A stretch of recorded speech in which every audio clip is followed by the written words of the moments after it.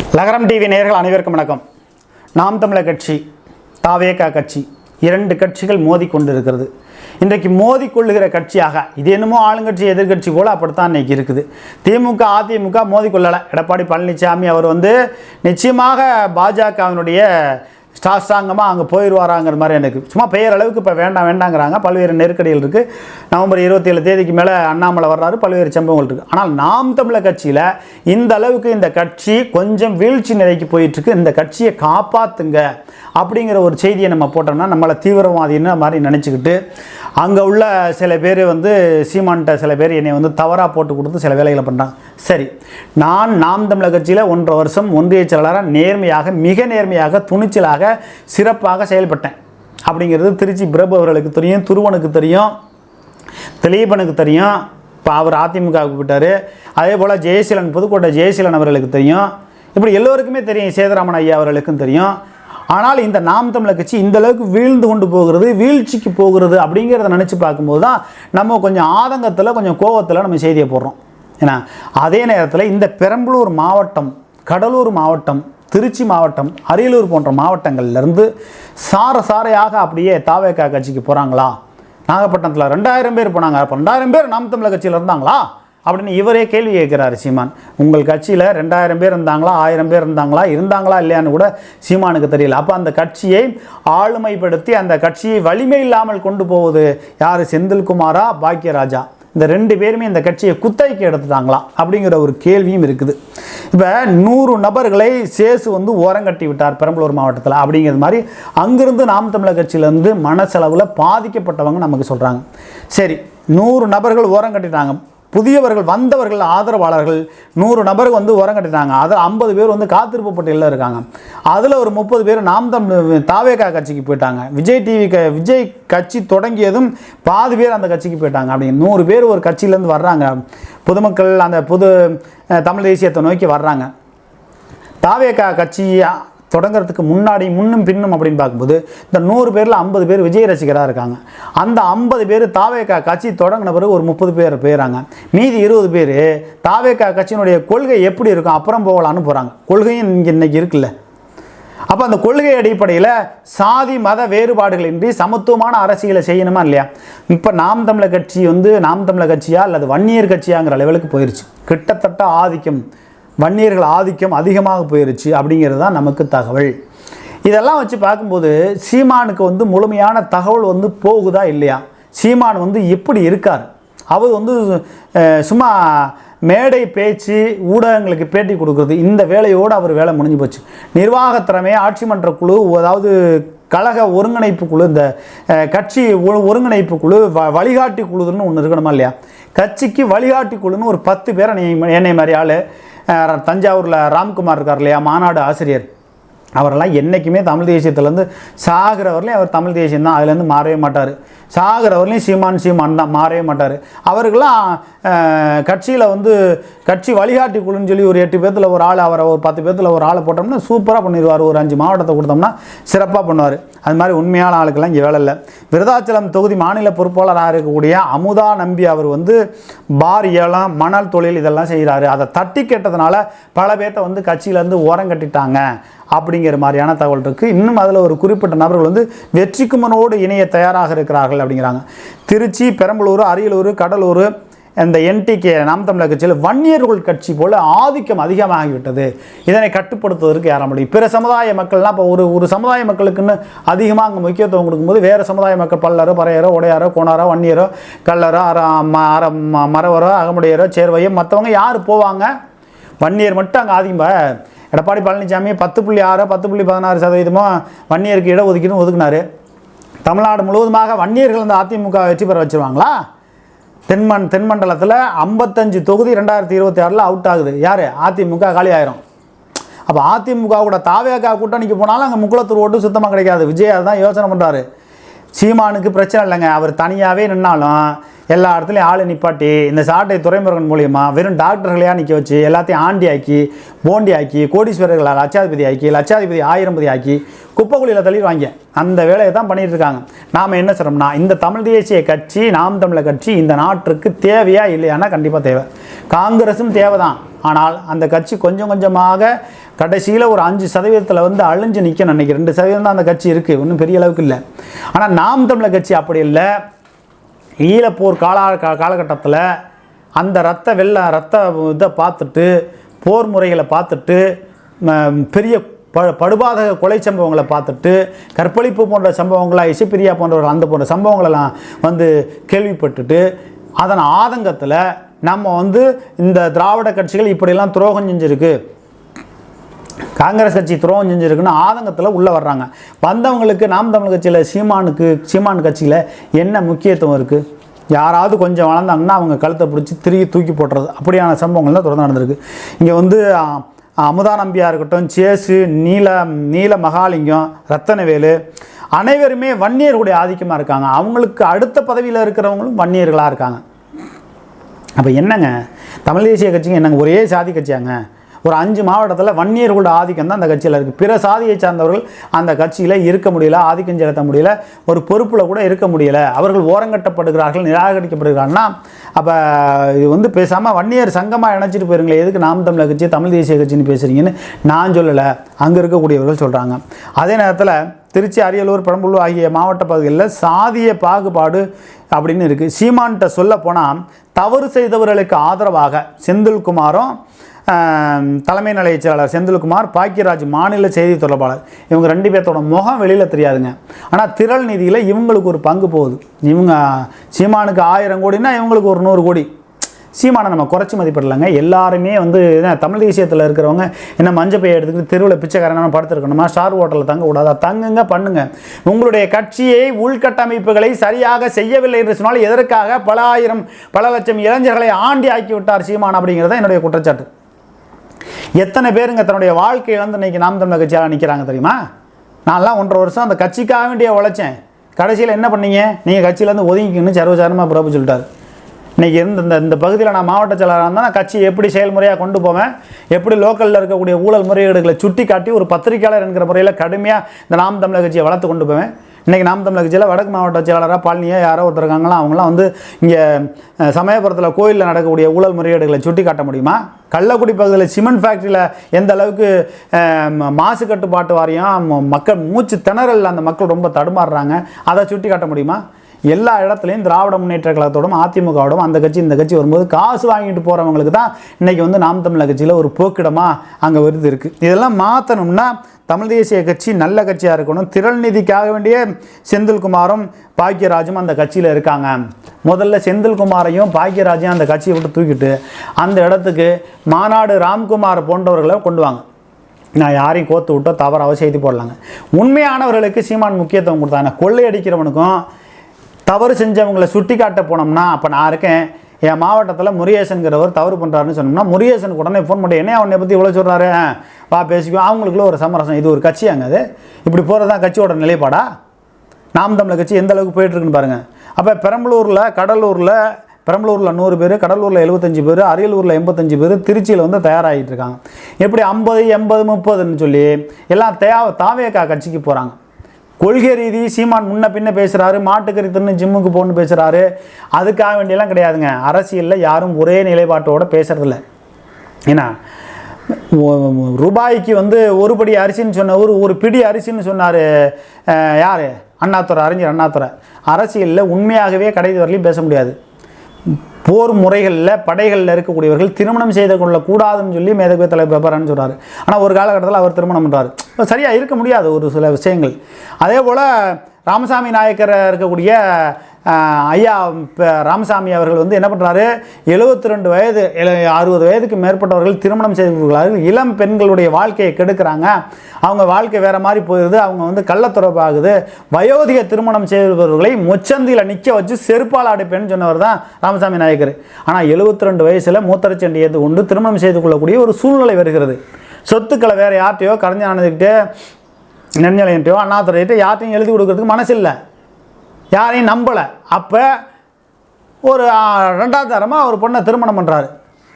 அப்போ யாருமே சொல் ஒன்று செயலாகத்தான் இருக்கும், மாற்றி தான் இருக்கும். ஒரே மாதிரி சொல் போல் செயல் இருக்காது அப்படிங்கிறது தான் உண்மை. அதே நேரத்தில் 1500 உறுப்பினர்கள் வந்து இருந்த பொழுது 18,647 ஓட்டு வந்து பெரம்பலூர் நாடாளுமன்ற தொகுதியில் வாங்கியிருக்காங்க. ஆனால் 6000 உறுப்பினர்கள் தற்போது இருக்கக்கூடிய நிலைமையில் அதை விட கூடுதலாக ஒரு 1450 ஓட்டு தான் கூட வாங்குறாங்க. அப்போ 1500க்கும் 6000க்கும் அப்போ 4500 உறுப்பினர்கள் கூட இருந்தோம். அந்த பழைய ஓட்டிலே தான் நிற்கிறாங்க பெரம்பலூர் பகுதியில்னா. அப்போ நாம் தமிழர் கட்சி எந்த அளவுக்கு வீழ்ச்சி நிலைக்கு போயிட்டுருக்கு. இந்த நிலை தொடர்ந்ததே ஆனால் வருகிற 2026 சட்டமன்ற தேர்தலில் நாம் தமிழர் கட்சிக்கு இன்னும் வீழ்ச்சியாக இருக்கும். உள்கட்டமைப்புகளை இன்னும் அதிகப்படுத்தணும்னா நீங்கள் பாக்கியராஜையும் அமுதா நம்பி போன்றவர்களையும் செந்தில்குமார் போன்றவர்களையும் நீங்கள் நம்பி இருந்தீர்களானால் இந்த நாம் தமிழர் கட்சி இன்னும் வீழ்ச்சி நிலைக்கு போகும்.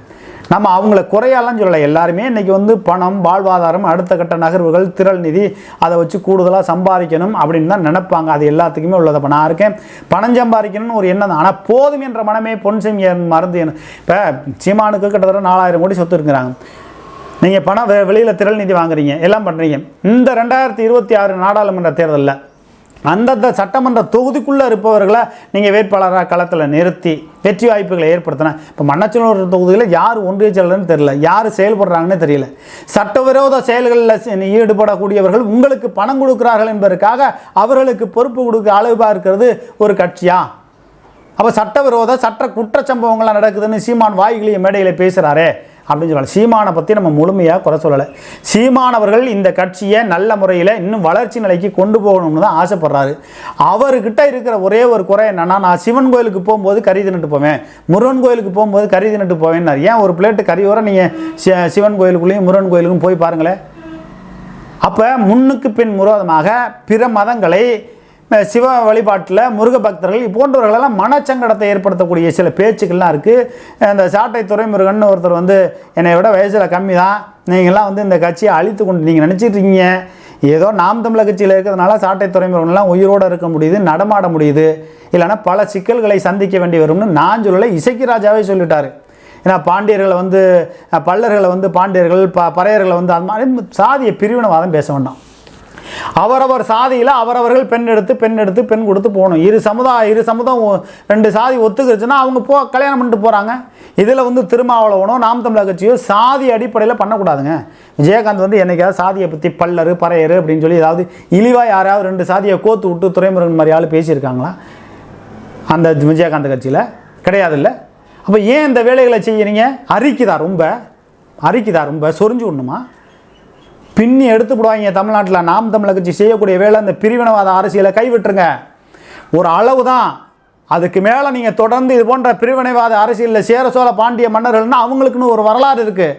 தேவையில்லாமல் இந்த ஆணி பிடுங்குற வேலையெல்லாம் நாம் தமிழர் கட்சியில் வச்சுக்கிட்டீங்க, இன்னும் சிரித்து சீலை பெண்ணு குத்துற மாதிரி வரும். திருச்சி சூர்யா தான் ஆடியோ விட முடியுமா, வீடியோ விட முடியுமா?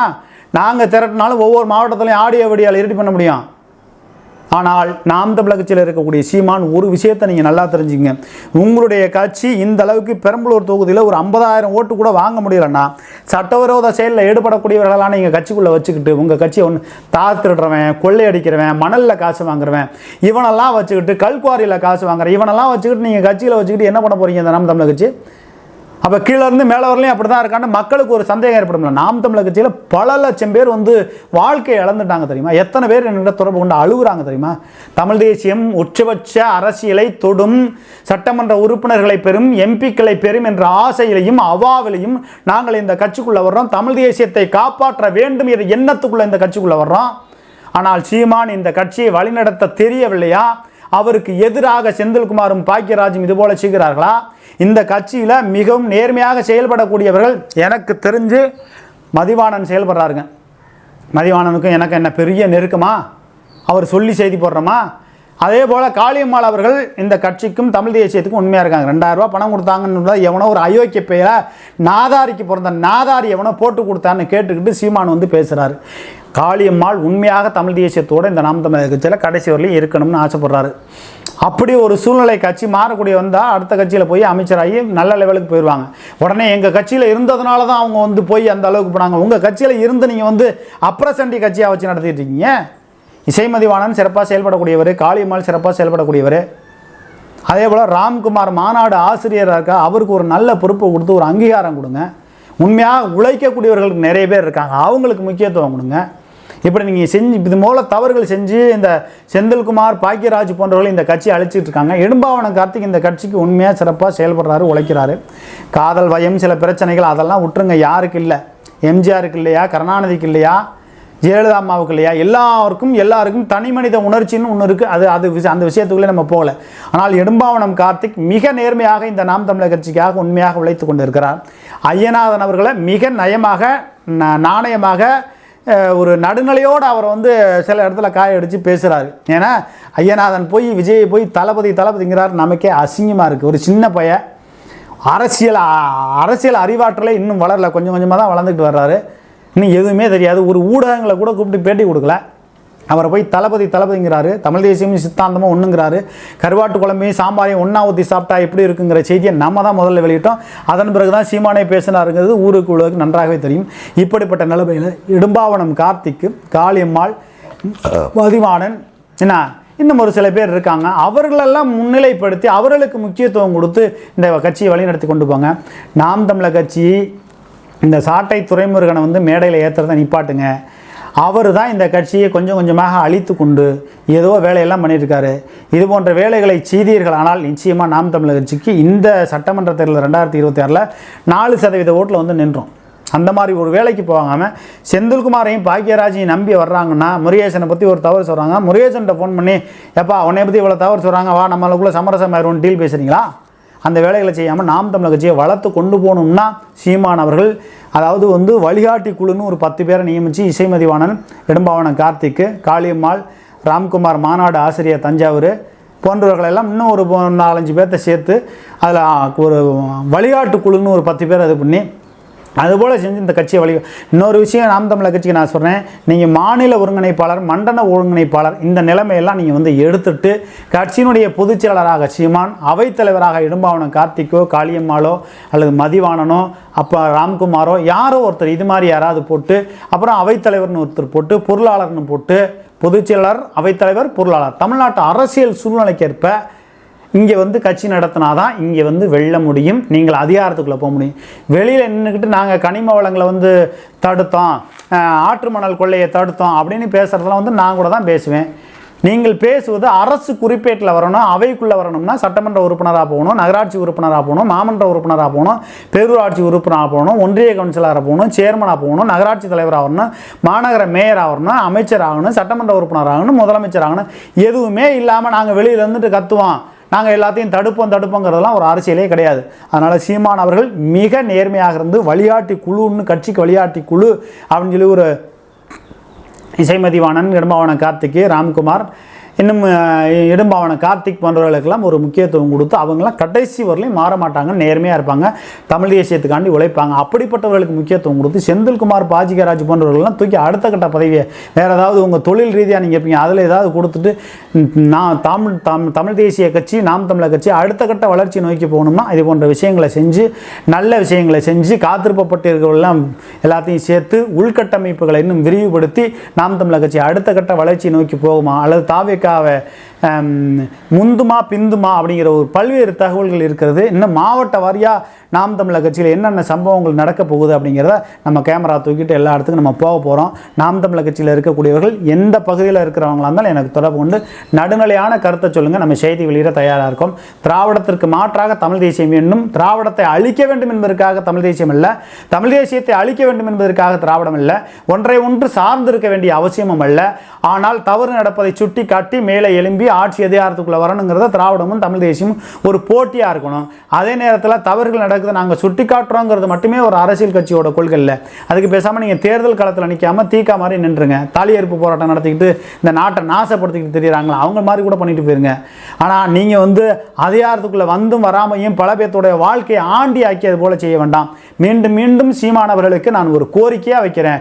இடும்பாவனம் கார்த்திக், மதிவாணன், அதுபோல் காளியம்மாள், தஞ்சாவூரில் இருக்கக்கூடிய ராம்குமார் மாநாடு ஆசிரியர், அப்படி போன்றவர்களுக்கெல்லாம் ஒரு முக்கியத்துவம் கொடுத்து நீங்கள் நடத்தணும். நாம் தமிழர் கட்சியில் பொதுச் செயலாளராக, ஒருங்கிணைப்பாளர் அதெல்லாம் விட்டுருங்க, பொதுச் செயலாளராக சீமான், அவைத்தலைவராக காளியம்மாள், இல்லைனா இசைமதிவாணன், இல்லைனா ராம்குமார், இல்லைனா இடும்பாவனம் கார்த்திக், யாரோ ஒருத்தர், நம்ம இவருன்னு சொல்லலை, அடுத்து பொருளாளராக ஒருத்தரை நேர்மையானவரை நியமித்து அதுபோல் கட்சியை வழிகாட்டியாக நீங்கள் கொண்டு போனீங்கன்னா நாம் தமிழர் கட்சி அடுத்த கட்ட வளர்ச்சியை நோக்கி போகும்.